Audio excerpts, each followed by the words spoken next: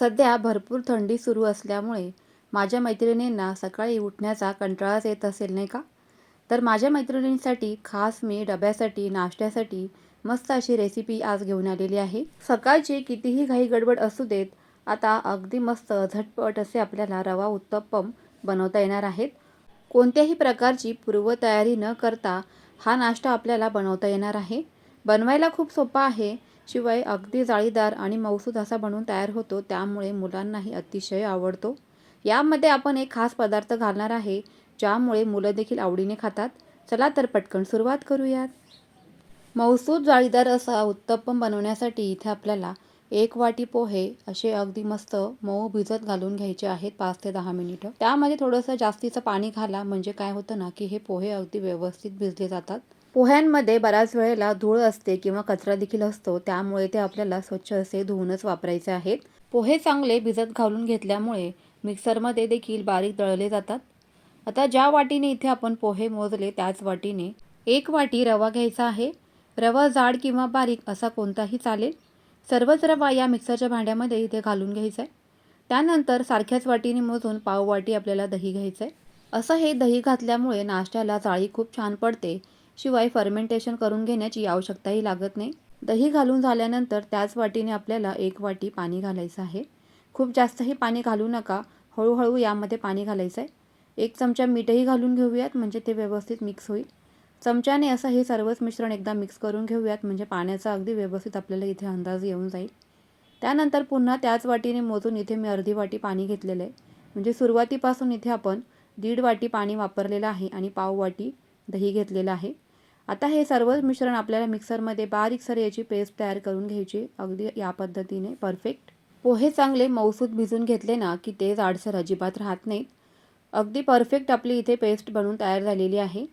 आता या मिश्रणामध्ये मीठ तर आपण अगोदरच घातलेलं आहे. परफेक्ट कन्सिस्टन्सी तुम्ही इथे बॅटरची पाहून घ्या. त्यानंतर पाव चमचा यामध्ये सोडा घालायचा आहे खाण्याचा. त्याऐवजी तुम्ही इनो घातला तरी पण चालेल. सोडा ॲक्टिवेट होण्यासाठी यामध्ये 1 चमचा पाणी घालून घ्यायचं आहे. खूप जास्तही पाणी या बॅटरमध्ये घालायचं नाही, पातळ बॅटर आपल्याला बनवायचं नाही. थोडंसं जाडसर किंवा दाटसर असंच ठेवायचं आहे. एकदा मिक्स करून घेऊयात. सोडा घातल्यानंतर बॅटर अगदी व्यवस्थित आपल्याला चमच्याच्या मदतीने मिक्स करून घ्यायचं आहे. अगदी सोप्या पद्धतीने हा झटपट जाळीदार नाश्ता बनवून तयार होणार आहे, त्यामुळे तुम्हाला ही रेसिपी नक्कीच आवडणार आहे. एकदा नक्की ट्राय करा. आता इथे मी नॉनस्टिकचा पॅन घेतलेला आहे. पॅनला थोडंसं तुपाने ग्रीसिंग करून घ्यायचं. खूप जास्त कडकडीतही पॅन तापवायचं नाही. गॅसची फ्लेम स्लोच ठेवायची आहे. आणि अगदी मी दाखवते त्याच पद्धतीने छोटे छोटे उत्तप्पम आपल्याला या पॅनवरती घालून घ्यायचे आहेत.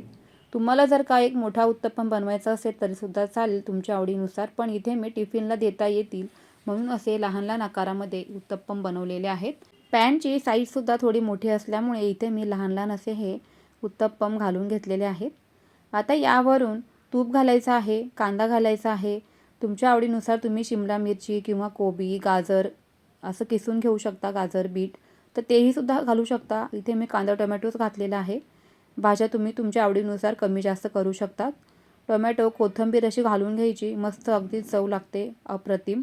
आणि मुलांना आहे ना अशा काही वेगळ्या गोष्टी खायला मिळाल्या ना की ते अतिशय आवडीने खातात. चिली फ्लेक्स असे वरून घालून घ्यायचे आहेत, किंवा मग पिझ्झा मसाला असेल तुमच्या घरामध्ये तर तोही तुम्ही ॲड करून घेऊ शकता. खूप छान चव लागते, अगदी पिझ्झासारखं मुलं आवडीने खातात. चाट मसाला, थोडंसं मीठ किंवा मग थोडीशी मिरची पावडर घातली, थोडासा मसाला घातला तरीसुद्धा चालणार आहे. अगदी मस्त चव लागते. दही घातल्यामुळे चव आणखीनच खुलून येते.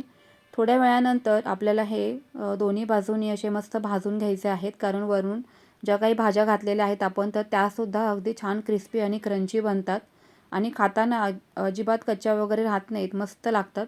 तुम्ही एकदा नक्की ट्राय करा ही रेसिपी. मुलं खूपच आवडीने खातात आणि अगदी झटपट बनवून तयार होते. अगदीच तामझाम नाही आहे किंवा वाटण-घाटण नाही आहे. कांदा वगैरे फक्त आपल्याला कापून तुम्ही आदल्या दिवशी जरी ठेवला ना फ्रीजमध्ये तरीसुद्धा चालणार आहे. खूप सोपी रेसिपी आहे.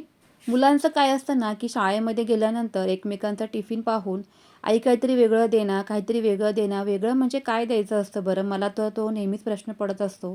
तुमच्याकडे जर का ह्या प्रश्नांची उत्तरं असतील तर मला नक्की कॉमेंट्समध्ये सांगा. अशा पद्धतीने मी तरी काहीतरी वेगळं ट्राय करत असते. तर तुम्हीसुद्धा हे नक्की ट्राय करा.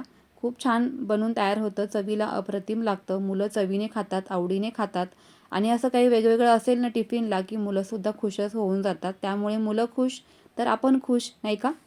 दिसायला तर खूपच छान दिसत आहे. चवीला सुद्धा अप्रतिमच झालेला आहे. जाळीदार असा आपला नाश्ता बनवून तयार झालेला आहे.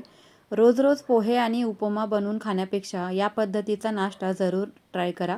माझ्या रेसिपीज तुम्हाला आवडत असतील तर चॅनेलला नक्की सबस्क्राईब करा. त्याचसोबत तुमच्या फ्रेंड्स आणि फॅमिलीसोबत जास्तीत जास्त रेसिपी शेअर नक्की करा. बाजूलाच असलेले बेल आयकॉन देखील प्रेस करा, म्हणजे तुम्हाला माझ्या सर्वच व्हिडिओचे नोटिफिकेशन मिळत जातील. चला तर फ्रेंड्स, पुन्हा भेटूयाच. तोपर्यंत बाय बाय.